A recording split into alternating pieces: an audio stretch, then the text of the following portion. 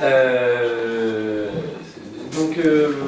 je vais vous présenter donc, une recherche sur les youtubeurs, même si je suis pas un grand fan d'humour, et leur stratégie de professionnalisation et de collaboration. Donc, cette recherche est toute récente puisque je l'ai commencé en novembre, et c'est purement un work in progress puisque j'ai pas fini mes entretiens, mais le dernier entretien sur lequel je m'appuie a été fait hier, donc c'est vraiment l'analyse est encore en cours. Pour recadrer un peu le cœur de la recherche, ça part du constat qu'il y a un essor qui est tout à fait récent des plateformes d'autopublication de contenu, et notamment de vidéos avec Dailymotion, YouTube, Vimeo, Facebook qui s'est beaucoup renforcé dessus récemment. Et que ces plateformes offrent des opportunités de professionnalisation significatives, et notamment, vraiment particulièrement dans le cas de la vidéo, avec une monétisation et un accompagnement et un essor d'amateurs, entre guillemets, qui ont percé dessus. Il y a aussi une légitimité grandissante de ces contenus et de ces créateurs, avec un accompagnement de la part des plateformes, un accompagnement qui passe par une monétisation, c'est-à-dire notamment essentiellement un partage des revenus publicitaires, des lieux d'accompagnement, de professionnalisation qui sont mis en place, donc des lieux et des dispositifs, donc des YouTube met par exemple en place un créateur, je change tout le temps de nom, mais Académie. Comment ? Académie, non ? Creator Academy, ça doit être la dernière version, effectivement. Creator Academy, sur lesquels il y a des dispositifs de formation, des moyens de suivre sa visibilité, de lancer sur la monétisation. Il y a aussi le YouTube Space, qui est donc un espace de formation, de tournage, qui est accessible à partir de différents niveaux, qui est à Paris avec des studios, du matériel professionnel, des fonds verts et des formations, des lieux de sociabilisation, qui est ouvert aux youtubeurs en fonction de leur nombre d'abonnés. Et Dailymotion a fait la même chose, voilà. Il y a aussi une considération grandissante de la part des acteurs historiques des industries culturelles et de la communication, de la culture et de la communication. Donc, je passe assez rapidement sur ces points pour arriver au cœur des sujets. Avec là encore des structures de production, donc je préciserai tout à l'heure un peu plus de quoi il s'agit, mais les MCN, les Multi-Channel Network, qui sont à la fois des régies publicitaires et des sociétés de production, qui sont très actives dans le secteur, et beaucoup appartiennent à des chaînes de télévision ou à d'anciens acteurs, des acteurs historiques plutôt, puisque des acteurs historiques des industries de la culture et de la communication, avec des diffusions télé ou des parcours ciné de créateurs de vidéos sur Internet, avec des intégrations à la télé, donc pas des diffusions de leurs contenus initiaux, mais des intégrations dans des pôles d'auteurs, des programmes courts, des chroniques, de plus en plus de choses qui impliquent des youtubeurs avec des livres, des BD, beaucoup de livres de youtubeurs ces derniers temps qui connaissent un certain succès, et la plupart des gros youtubeurs aujourd'hui, des principaux youtubeurs, ont tous fait un livre ou sont en cours de publication d'un livre, coécrit ou écrit seul, et puis des partenariats publicitaires évidemment, donc les plus visibles et puis les moins visibles, puisque les plus grosses agences de youtubeurs, les plus gros MCN, sont aussi des agences de pub et rédigent conçoivent des publicités, font agence de publicité, et donc les youtubeurs écrivent des publicités pour les entreprises en jouant dedans, parfois, en les mettant en avant parfois, et parfois en simplement étant auteur, donc sans que ce soit si visible, mais donc voilà, un vrai gain de légitimité. Mais des dessinées tout de même inégales, tous n'arrivent pas à se professionnaliser, à en vivre. Et voilà, selon la littérature, il y a un élément qui semble jouer un rôle central dans ce parcours, dans ces parcours inégaux et dans ces différences. Donc il y a plusieurs auteurs, je vais un peu dans le sens de ce que disait Ramadan tout à l'heure. Effectivement, il y a une grosse prédominance des travaux qui s'intéressent plutôt à la musique, et donc notamment par exemple sur MySpace, mais les travaux sur la professionnalisation des acteurs en ligne et leur visibilité montrent qu'il y a une réputation qui se fait au cercle de cercles progressifs, auprès d'abord des pairs, et puis des pairs en ligne, et puis d'autres créateurs et d'autres publics. Ça s'inscrit dans la continuité des travaux de Howard Becker sur les mondes de l'art, Puis Pauline Adlo ou Burgess et Green ont pu aussi montrer que la reconnaissance par les pairs et la collaboration était une étape valorisante, puisqu'on se reconnaît comme youtubeur, comme créateur à partir du moment où on est inclus dans ce réseau, et structurante puisque ça permet de gagner en visibilité et de gagner en professionnalisation. Et un dernier point donc, autour de ce réseau qui semble être un élément central de ces différences et de ces parcours. Ce réseau ne semble pas s'arrêter en ligne ou sur ces plateformes et ne débute d'ailleurs pas forcément en ligne ou sur ces plateformes. Voilà. Donc ça c'est un peu le constat qui m'a amené à me poser la question de quelles sont les stratégies des vidéastes sur ces plateformes et quelle place y occupe la collaboration et le réseau. Donc voilà. Là, je vais faire juste quelques petites précisions sur le terme. Je pense que c'est pas inutile de préciser quelques aspects de YouTube avant de commencer à parler de ça. Et ensuite, je vous parlerai de la méthodologie de mon corpus. Et puis, je m'arrêterai plus précisément sur le parcours des créateurs rencontrés et sur la place des collaborations et les stratégies qu'ils peuvent développer. Donc, rapidement, sur YouTube, il y a quelques aspects importants. En termes statistiques, on parle de vues. Donc, les vidéos sont évaluées, sont quantifiées par un nombre de vues. Donc YouTube étant assez secret là-dessus, mais ça marche aussi pour Facebook, Dailymotion, même si YouTube est aujourd'hui leader. YouTube étant assez secret dessus, il est assez compliqué de savoir comment il compte les vues, si c'est une vue entière, si c'est une vue avec lecture automatique ou pas lecture automatique, s'il y a un ratio.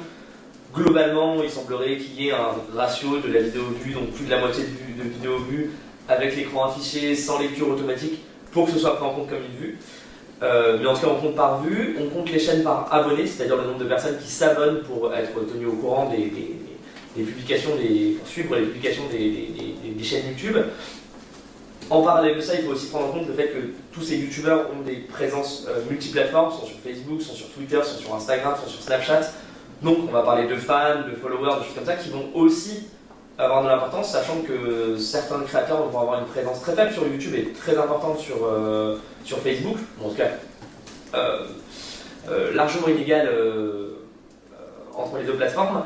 Et ensuite on parle de chaînes, donc les chaînes c'est globalement le compte du youtubeur, mais donc ces chaînes-là ne sont pas forcément des chaînes nominatives, c'est-à-dire qu'il y a des chaînes collectives. Un seul créateur peut participer à plusieurs chaînes, peut avoir une chaîne en son nom, peut avoir une chaîne, par exemple de Golden Moustache, une chaîne sur plusieurs créateurs, sur laquelle plusieurs créateurs publient leurs vidéos, et donc pas forcément nominative aussi, donc on peut avoir une chaîne qui n'est pas forcément liée à son nom et pas forcément si facilement identifiable. Deux autres aspects qui sont peut-être moins évidents. La première, c'est la rémunération. Donc vous avez sans doute peut-être déjà entendu parler du 1$ pour 1000 vues. Je vous l'annonce tout de suite, c'est faux. En fait, la rémunération sur YouTube se fait avec un partage de revenus publicitaires, mais sauf que comme tout revenu publicitaire, il est évalué en fonction de l'attractivité de l'espace de diffusion, et toutes les chaînes, toutes les vidéos n'ont pas la même attractivité.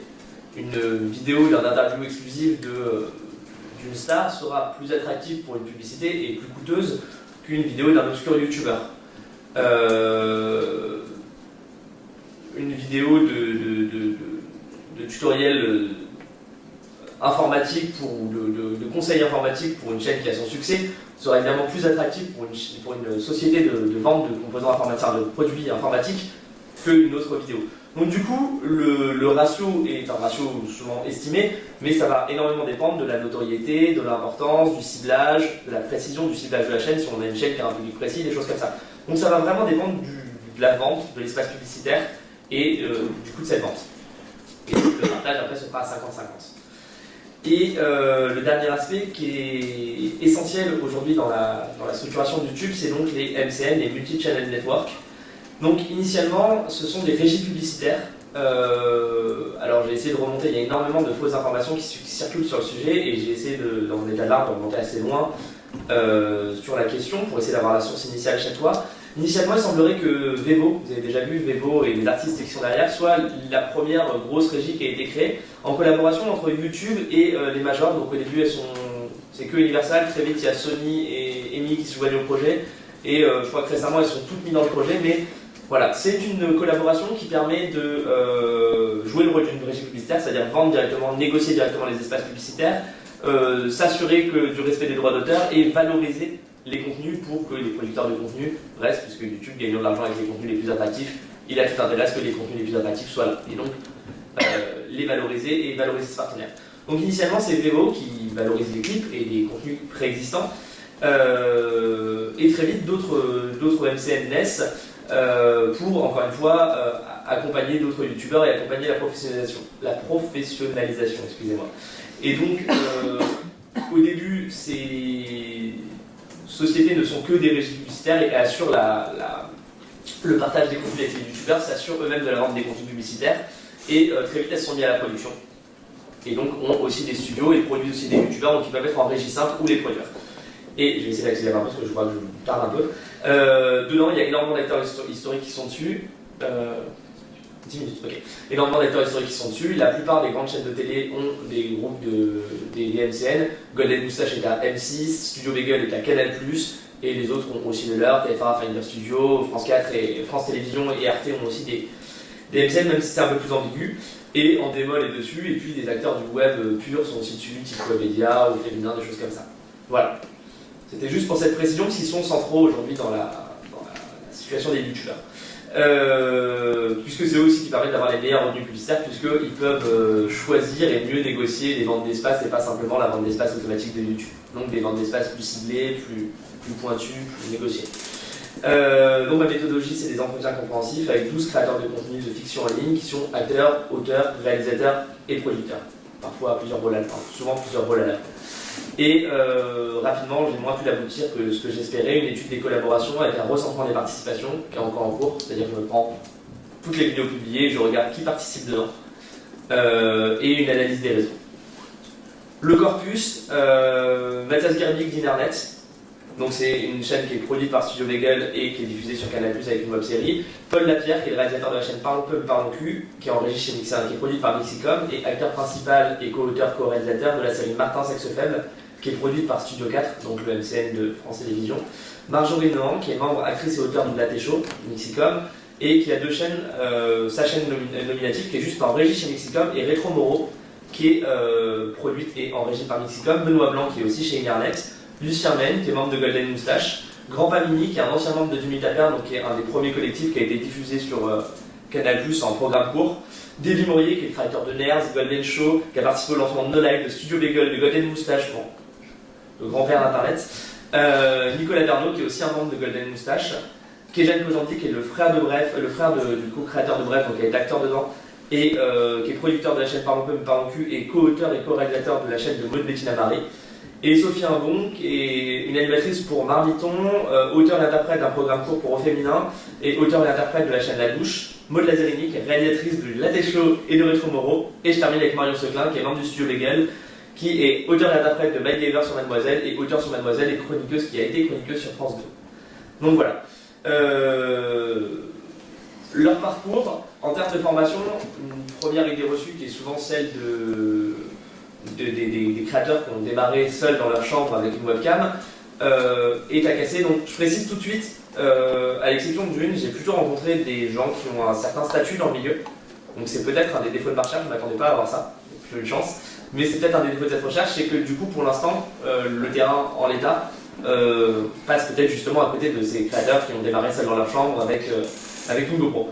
Mais globalement, ils ont tous des formations artistiques concrètes, réelles et abouties, avec des écoles d'art dramatique, cours Simon, conservatoire d'arrondissement, je crois qu'il y a un conservatoire national aussi, cours Florent, d'autres cours comme ça, donc des vraies formations professionnelles, l'ESRA, une licence de cinéma, une école d'art graphique, donc on a vraiment des formations abouties, et une volonté de carrière artistique affirmée. Tous se sont lancés là-dedans en se disant, moi, je veux, se sont lancés dans leur carrière artistique, et pas forcément dans YouTube, en disant, moi, je veux en vivre, on verra ce que ça donne, mais je veux en vivre.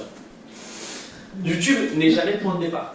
Tous ces créateurs-là se sont d'abord dit, je vais me lancer dans une carrière artistique, le court-métrage, le théâtre, la musique, et sont venus à YouTube par différents accidents de parcours, pour différentes raisons. Et YouTube reste un pan de leur activité artistique, c'est-à-dire que tous continuent à avoir une activité par ailleurs. D'ailleurs, à préciser, ce sont tous des touche-à-tout, puisqu'ils sont tous auteurs et acteurs, acteurs et auteurs de BD, acteurs et musiciens, acteurs et stand-up. Voilà, on voit du stand-up, de la BD, du théâtre, du cinéma, du court-métrage, stand-up énormément dans le milieu. Et YouTube n'est pas une fin en soi. Et toujours pour finir sur la formation, il y a aussi une autre formation par contre à rajouter, c'est que s'ils sont tous rentrés avec une formation artistique solide, ils ont dû s'auto-former, puisque avoir une formation en théâtre ne donne pas une formation nécessairement en montage, en écriture ou des choses comme ça, donc ils se sont formés par ailleurs. Je reviendrai là-dessus, mais globalement, pour beaucoup, c'est à un moment une collaboration qui les a amenés à passer sur YouTube. Je vous dis, c'est pas une fin en soi, mais pour tous, YouTube est un espace de liberté dont ils ne pourront pas se défaire totalement, c'est-à-dire que si tous aspirent à d'autres médias, pas forcément parce que YouTube les limite, mais parce qu'ils ont à la base un portefeuille, c'est pas forcément le mot, mais un espace de médium assez ouvert. Tous, à l'exception de la réalisatrice, estiment que YouTube est un espace de liberté dont ils ne pourront pas se défaire totalement. Et j'ai à l'exception de la réalisatrice que c'est assez intéressant parce qu'elle, qui vient du cinéma et qui est allée sur YouTube, a un point de vue assez différent et considère que les YouTubeurs sont au contraire bloqués par leur communauté et finalement n'osent pas tout essayer parce qu'ils ont peur de déplaire à leur communauté et de perdre leur communauté. C'est assez intéressant, c'est la seule à l'avancer, mais c'est vrai que finalement cette liberté est aussi relative et c'est un autre espace de contraintes. Donc les collaborations, c'est une pratique omniprésente. Ils ont tous collaboré et les collaborations font partie intégrante de leur travail. Des collaborations hors ligne, dans le théâtre, dans le cinéma, dans le court-métrage, où dès le début on trouve des collaborations qui sont souvent nées comme ça, et des collaborations en ligne extrêmement fréquentes. Bref, Golden Moustache, Studio Bagel, Parlons peu, Parlons cul, sont des chaînes qui ne reposent que sur la notion de guest, de collaboration. Donc bref, on va pourtant parler d'une web-série, mais l'intégrale des acteurs qui comptaient sur YouTube à ce moment-là se retrouve dans le casting de Bref. Et l'intégrale du casting de Bref quasiment est passée par des programmes courts, des web-séries, des podcasts, des choses comme ça. Des amitiés Facebook, au-delà des relations, des pratiques de collaboration, ils sont tous amis, ils se déclarent amis et sont tous amis Facebook, amis Twitter, donc ils se connaissent tous en plus d'avoir des collaborations. Donc il y a vraiment des échanges et tous transitent d'une chaîne à l'autre, des choses comme ça. Donc je précise parce que c'est une question que je me posais, comme tous ceux que je vous ai parlé sont signés par des majors à l'exception d'une, par des multi-channel network, c'est des signatures en tant qu'intermittents, c'est des cachets, et donc du coup ils peuvent transiter d'une chaîne à l'autre sans souci. Ces collaborations, elles sont souvent motivées par des relations antérieures en fait. C'est pas, contrairement à ce qu'a pu montrer la littérature, de stratégie, de j'apostrophe machin pour jouer dans sa vidéo, pour partager sa visibilité, sont souvent des relations antérieures. Alors des relations très basiques, des familles, puisqu'il y a plusieurs frangins dans les salles de collaboration, des couples, des amis, des camarades de formation, des collègues qui se sont connus par ailleurs dans la création ou dans un simple boulot alimentaire. C'est souvent des collaborations, des relations antérieures qui les ont amenés à collaborer. C'est aussi souvent une solidarité, des partenaires de galère, des gens qui ont commencé ensemble à jouer leurs pièces sans être rémunérés, à faire leurs vidéos sans être rémunérés, et qui, dès qu'ils réussissent, s'entourent des personnes avec qui ils ont essayé de percer. Ces collaborations, elles sont aussi motivées par une question de logique. D'une part, la facilité, le plus simple en pensant et en termes de contact, d'aller vers ceux qu'on connaît, ceux avec qui on a l'habitude de travailler. D'où cette récurrence, et d'où le fait aussi, plusieurs youtubeurs le disent, que finalement, quand on n'est pas longtemps dans le truc, on est un peu oublié, puisque plus on nous voit régulièrement, plus on va faire, tiens, j'ai un projet pour toi demain, ah tiens, j'ai ci. Donc c'est souvent ce genre de collaboration. Donc l'évidence aussi, et puis le confort. Il y a une sorte de création avec des faibles moyens sur Internet, et tous se disent, quand on crée avec peu de moyens, quand on va créer en très peu de temps, quand on a des journées de tournage qui sont très longues, parce que c'est par exemple 4 programmes courts dans une journée, enfin 4 émissions, 4 vidéos dans une journée, c'est énorme en tournage, autant s'entourer de gens qu'on connaît, avec qui on est bien et avec qui on se sent bien. Et il y a évidemment des stratégies de visibilité qui varient. Pour les plus gros, quasiment tous à l'exception d'une, c'est des stratégies qui ne sont pas forcément affirmées, qui sont un peu critiquées, mais qui sont reconnues comme utiles. C'est-à-dire qu'ils vont dire oui, moi je ne suis pas là-dessus, je ne fais pas non, le guest pour le guest, je ne veux pas faire ça. Mais d'un autre côté, il y en a au moins 2, si ce n'est pas 3, qui vont être dans une chaîne où la chaîne est collaborative et qui vont profiter de ces collaborations parce qu'un autre membre de leur chaîne va les faire pour eux, va convier les guests, va faire attention à ça. Et il y en a un qui va dire, par exemple, oui, c'est utile, je le sais très bien. Moi, c'est le truc qui me coûte humainement, c'est-à-dire que j'ai du mal à faire semblant que ça m'intéresse. En même temps, c'est dur de cracher dans la soupe, ça m'arrange bien que les gens fassent ce boulot-là. Et donc, ils ont conscience de ça, mais une posture un peu ambiguë sur la question. Après, il y a beaucoup de collaborations qui vont se faire de pair à pair ou avec un certain ascendant, genre j'aime bien ce que tu fais, tu veux venir sur ma chaîne, ou des gens qu'on connaît déjà. Et c'est souvent des collaborations avec une relation un minimum construite antérieurement. Je le rencontre dans une soirée, un ami d'amis, quelqu'un rencontré sur un tournage, presque fini, je te rassure. Voilà, il y a de temps en temps aussi des... donc l'idée c'est aussi d'avoir moins l'impression de profiter, et ça ils le disent souvent. Après, il y a aussi des logiques de fans, des youtubeurs qui pourtant sont renommés, qui vont contacter notre chaîne en disant il y en a un qui fait, je les ai contactés, j'ai dit j'adore ce que vous faites, si vous avez besoin de quoi que ce soit, même pour jouer une étagère, je suis ok. Donc vraiment, quelqu'un qui est fan qui va te contacter, mais on n'est pas dans une logique de visibilité, c'est plus une logique de je suis fan, les gars, prenez-moi quoi. Et puis beaucoup de contacts résistance, que je vous dis, des socialités YouTube dans les YouTube Space, des apérotypes qui sont organisés, des meet-ups, des amis d'amis, des rencontres comme ça. Et puis certaines collaborations tout simplement imposées par des productions qui vont dire nous les gars on vous produit mais il faut un guest à chaque épisode. Ça c'est au moins le cas d'une chaîne. Et dans le cas du plus petit qui est intéressant, là c'est des stratégies affirmées. Il faut chercher des contacts, elle dit il faut aller chercher des contacts avec les dents. Donc elle va rechercher des guests et des collaborations pour chacune de ses vidéos. Elle va se mettre en avant à chaque fois qu'elle fait une figuration. Elle va s'habiller extrêmement bien pour une figuration. Si elle fait le rôle d'une serveuse, elle va repasser 7 fois jusqu'à avoir un rôle récurrent. Elle va prendre les contacts de tout le monde. Elle va expliquer que sur une vidéo de figuration sur Golden Moustache, elle a pris en photo la feuille de service et elle a ajouté tout le monde sur Facebook. Donc à chaque fois, essayer d'avoir le maximum de contacts. Et entretenir des réseaux, dès qu'elle parle à quelqu'un, c'est je fais cette chaîne-là, viens voir, je fais cette pièce-là, viens voir. Et toujours profiter des contacts pour parler des projets et montrer des exemples.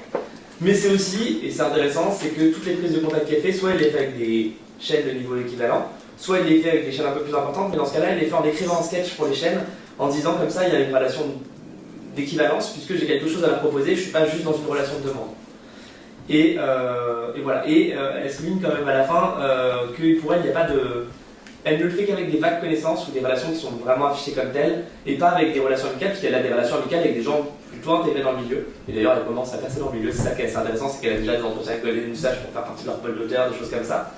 Mais elle ne veut pas utiliser son piston avec les gens qu'elle connaît, puisqu'elle ne veut pas de relation malhonnête, justement, elle ne veut pas biaiser ça. Et pour finir, deux choses, il y a des sociabilités très fortes à la base, c'est tous des gens qui ont une forte sociabilité, beaucoup d'amis en général. Les traditionnelles phrases de c'est un ami, c'est un ami, c'est un ami, phrases qui semblent un peu bancales de prime abord, mais qui ne le sont pas tant que ça, puisque simplement moi j'ai pu me rendre compte au fur et à mesure de mon terrain, donc en 12 entretiens, les 3 derniers entretiens, on m'a fait ah oui, mais t'as rencontré pas mal de monde, d'ailleurs j'ai vu Nicolas hier qui m'a dit ça sans que ce soit annoncé, donc des gens qui vont se voir, savoir que je vais se parler entre ça.